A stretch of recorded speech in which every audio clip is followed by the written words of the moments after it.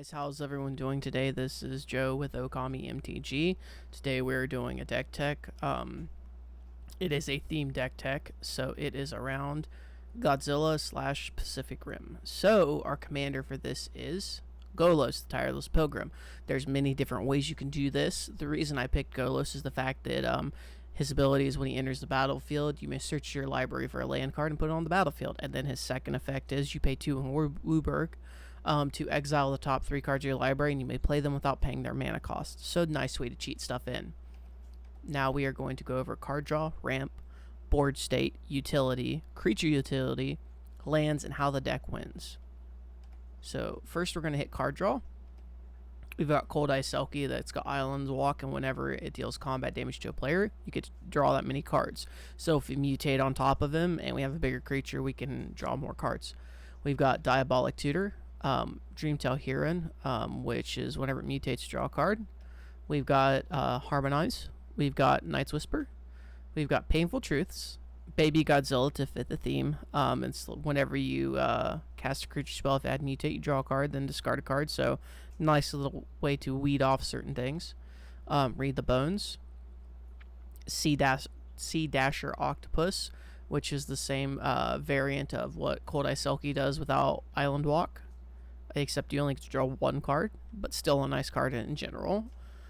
Timorous Ascendancy, it's giving all of our creatures haste, and then whenever a creature with power 4 or greater enters the battlefield under your control, you may draw a card, and this should be happening a lot with this theme of this deck. So we're going to hit ramp up. Next, we got Animist's Awakening. This is a big card for us because you reveal the top X cards of your library. You put all land cards from among them onto the battlefield tapped, and the rest on the bottom of the library in the order, or in a random order. So this is a big thing, and the fact that it does have spell mastery, so if there are 2 or more instant or sorcery cards in our graveyard, we untap those lands. So big benefit for us. Arcane Signet, good ramp. Cultivate, Kodama's Reach, Migration Path. We've got Migratory Great Horn for its mutate ability, because when it mutates, you search your library for your basic land card. You put it in the battlefield tapped, and then shuffle your library. Soccer Triboter, which is when you sack them, you get a land on the battlefield tapped, basic land, and then you shuffle your library. Sky Shower Claim, which you will see later, why it's advantageous. Soul Ring, and then Solemn Simulacrum to fit the theme, and also the fact that it's just really good ramp with it. When there's a battlefield, you search your library for your basic land card, you put in the battlefield tapped, and then you shuffle your library, and the fact that when he dies, you draw a card. Let's go look at the board state, how we're going to help us, how we're going to keep everything else on the board from getting too out of hand. So we've got Abzan Charm, which allows us to exile a target creature power 3 or greater, or draw 2 cards and lose 2 life, or distribute 2 +1/+1 counters among 1 or 2 target creatures. So it's multi-use. Beast Within, just a good way to destroy target permanents, but it does give your opponents a 3/3 green beast creature. We've got Churning Harvester, which whenever it mutates, each opponent sacrifices a creature. This is Batra or Dirge Bat, which has flash and flying, so whenever this mutates, you destroy target creature or planeswalker and opponent controls. So just a nice little way to keep the board evened. Angerous, Armor Killer or Gem Razor. Whenever this creature mutates, you destroy target artifact or enchantment and opponent controls, which is going to help us out a lot if we keep mutating onto him. Kogla, Titan Ape.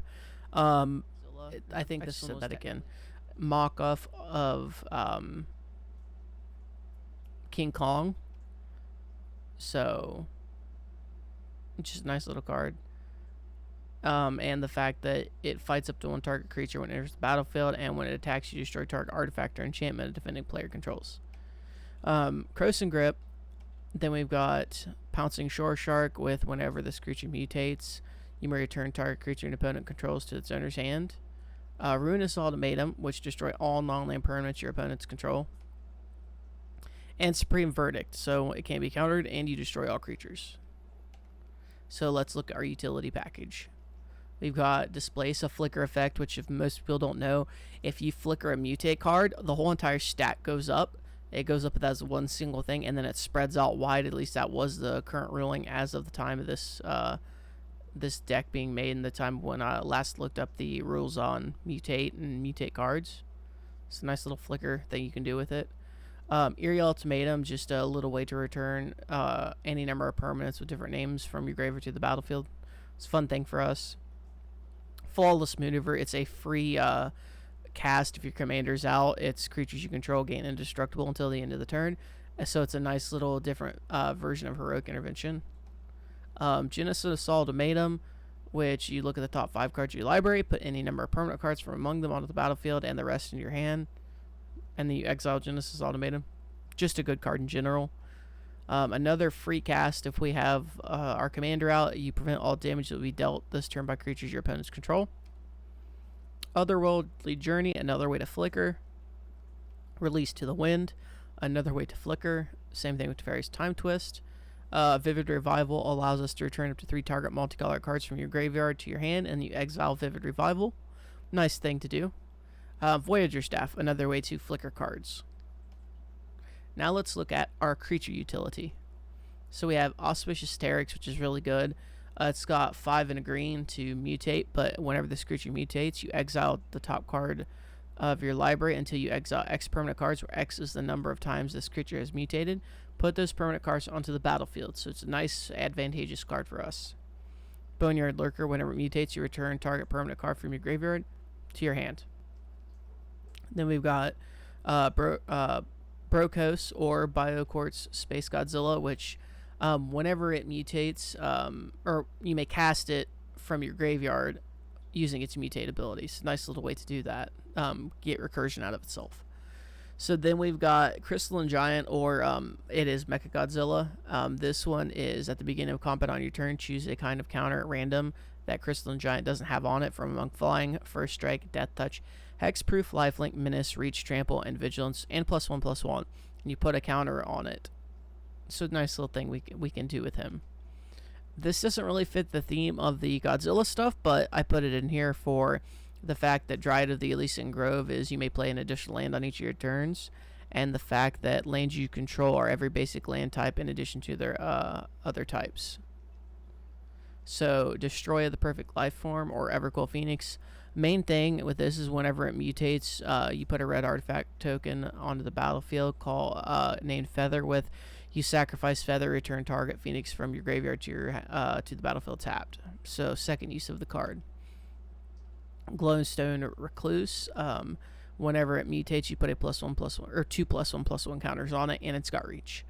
Gigan Cyberclaw Terror. Whenever it enters the battlefield, each player puts the top 4 cards of their library into their graveyard, and then you put a creature card with an even converted mana cost from among those cards onto the battlefield under your control. So a nice little thing you can do with that. King Kaiser, Ancient Guardian, which is actually Huntmaster Liger. Whenever it mutates, other creatures you control get +X/+X until the end of turn, where X is the number of times this creature mutated. Then we have Ghidorah, King of Cosmos. Whenever it mutates, you exile cards from the top of your library until you exile a non-land permanent card. Put that card in the battlefield or into your hand. Then we got Mothra, Supersonic Queen. So the good thing about this card is whenever a creature you control without flying dies, you return it to the battlefield under its owner's control with a flying counter. Mind Leecher. I put this in here because whenever it mutates, exile the top card of each opponent's library face down. You may look at and play those cards for as long as they remain exiled. So just a big advantage to us. This is Mothra's Cocoon. I can't remember the exact card this is. It's on my deck list, but whenever this creature mutates, you put a +1/+1 counter on it. Then we got Biollante, the Plant Beast form. Whenever this creature mutates, you return any number of target creature cards with total power 10 or less from your graveyard to the battlefield. Then we got Otrimi. I thought Otrimi fit the theme. Whenever this creature deals combat damage to a player, return target creature card with mutate from your graveyard to your hand. We got Parcel Beast, which is you pay 1, tap it, and you look at the top card of your library. If it's a land card, you put it in the battlefield. If you don't put that card in the battlefield, you put it in your hand. So it's a nice way to keep on refilling our hand. We've got Regal Leosaur, so whenever this creature mutates, other creatures you control get +2/+1 until the end of the turn. So, then we've got King Kaiser, the Awoken Titan.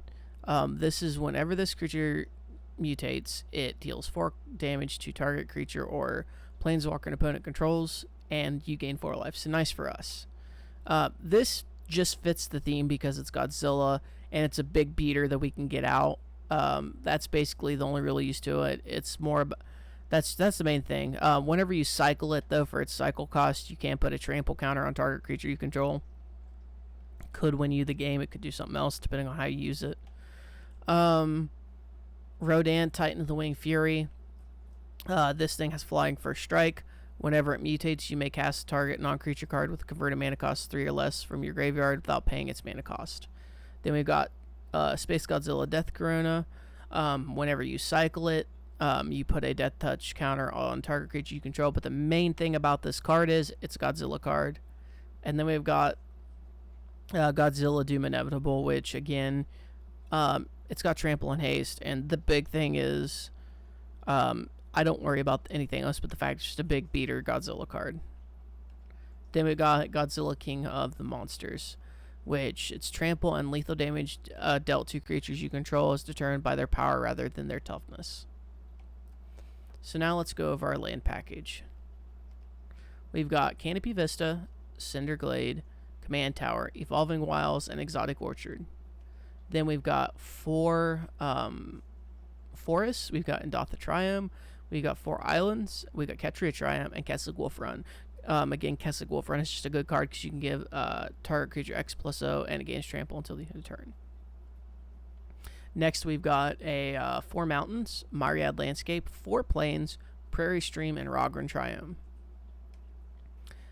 We got Reliquary Tower, Sava Triumph, Smoldering Marsh, Sunken Hollow, and we got 4 swamps.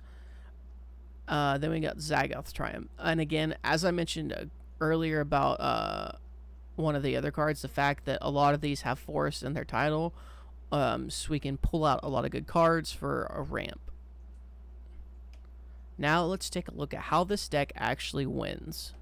So these are the main focus around how the deck actually wins. So again, Golos' ability, you just keep on using it to keep getting stuff out of your deck. Eventually you're going to get to a point where you're going to have more than enough lands to just overwhelm your opponent with creatures and just win the game by big beaters. The other way is Auspicious Sterix, the fact that whenever it mutates, you exile cards from the top of your library until you get X permanent cards, where X is the number of times the creature is mutated. Put those permanent cards on the battlefield. Again, this is just another big way to keep on going. I'm going to mention Eerie Ultimatum up there because I've literally had my board wiped so many times that I was like, oh, what am I going to do? And people, once they've wiped you so many times, you look like you're not going to come back. They kind of forget about you. But the one way I've always had a good win with this deck is I get Eerie Ultimatum and then boom, pop Eerie Ultimatum out. My entire graveyard just comes back. That's just phenomenal, especially if you have your Haste Enabler out. The other way I've had some really good success with this deck is whenever this creature mutates, you exile cards from the top of your library until you exile an online permanent card, put it on the battlefield or into your hand. Just another way to keep cheating cards out. Then you've got Biollante. It's whenever it mutates, you return any number of target creature cards with total power 10 or less from your graveyard to the battlefield. So that's just another way to win. So this deck, again, is a theme deck. Can you do better things with this deck? Hell yes. You could make this type of mutate deck infinitely better. You could add ways to mutate and give infect. You could look into ways to mutate and make it unblockable. You could make this deck something truly scary. But again, this is just a theme deck that I did. The deck is surprisingly not too expensive. It's expensive for mine because of having all the alternate arts and the lands. That's what makes it expensive. But I hope you guys enjoyed the deck tech, and I hope you guys tune into some of my later things, and I hope you all have a very wonderful day.